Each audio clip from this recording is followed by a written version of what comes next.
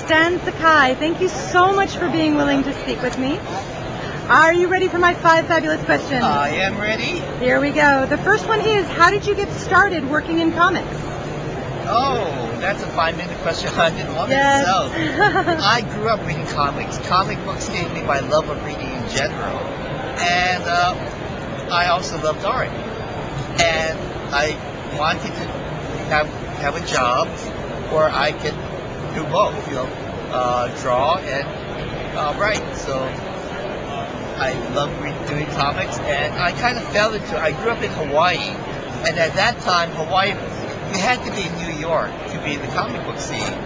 And Hawaii is as far away from New York as you can get without, and still be in the U.S. Yes. And this is a time before internet, before FedEx and even or faxes. And but I moved up to California. I did freelance artwork, and through the grapevine, I had heard of someone wanting to do a comic book, but not having enough material. So I sent him a story. It was published, and after that, publishers started coming to me. And I've been doing Usagi now for 27 years. Wow. Well, you mentioned that you read comics when you were a kid. Yes. What were some of the comics that influenced you? I read both the Japanese comics and the American comics. My favorites were the Marvel comics, Spider-Man, Fantastic Four. I also read Superman and Batman, and even the classics illustrated, and some of the Harvey comics. Okay. When you said you were also reading manga, did you have some favorites of those?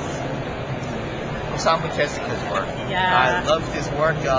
My mother would read them to me because they were Japanese. Sure. There were no translations at that time. So I grew up reading or listening to the stories of Astro Boy, Tetsuo, Speed Racer, what we call Speed Racer now, and so many others. But Tezuka's work, they were just wonderful. Yeah. And I actually got to meet Dr. Tezuka a couple of times when he came to the U.S. Wow. And I went to Japan as a guest of Tezuka Studios. Really? Yeah. I'm a huge Dororo fan. Oh, that's my favorite of his work. Really? Yes, Yay. because he has like samurai culture. He also has that folklore, that fantasy, and it's my favorite of Tezuka's work. Oh, fantastic. You're like my best friend now. All right, the next one is, what are you currently working on? I am working on Usagi Yojimbo. I have been working on his adventures for 27 years.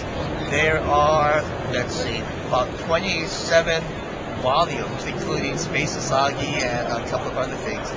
But I'm also doing freelance work for other companies. Right now I'm doing a short story for Rocketeer. I'm doing a short story for David Peterson's Mouse Guard. Oh, wow. Yeah, that's another great book. Yeah, it really is.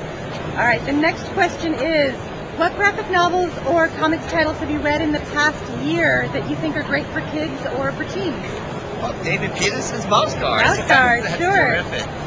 And there's so many others. Billy the Wanderer. I love the humor books, and Sergio puts so much work into his artwork. And it's a marvelous series. It's very imaginative, it's funny. It's rare to have a funny book in today's market. And that's one of the best. Very true. The last one is a very librarian-y question, which is, if you were stuck on a desert island and you can only bring one book with you, and you can assume that you're going to be rescued, it doesn't need to be a how-to book, and it doesn't have to be a comic. What book would that be? Oh. Gee, that's hard to know. It's a stumper. It is a stumper.